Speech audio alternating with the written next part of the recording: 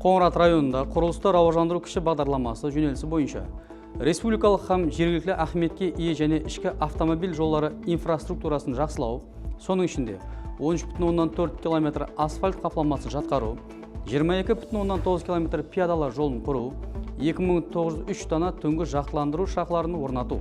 Азия рауажану банкінің жәрдемінде Қоңырат райондағы 22 мәхәлленің таза ішімдік суыменен тәминлеу жойбарын жұмақлау.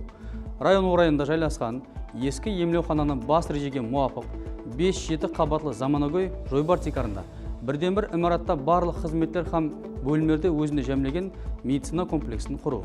Қаралпастан көшесіндегі 115 тұрақ жай һәм 10 тұрақ жай болмаған жайлары, Абдуллаев көшесіндегі 2 тұрақ жай болмаған, 1-2 қабатлы көп қабатлы тұрақ жайлар һәм Жіңішке каналы бойындағы 11 тұрақ жай болмаған жайлардың орнында заманауи жойбарлар текарында энергия үнемдеуші 5-7 қабатлы тұрақ жайлар һәм қызмет көрсету объектілерін құру белгіленген.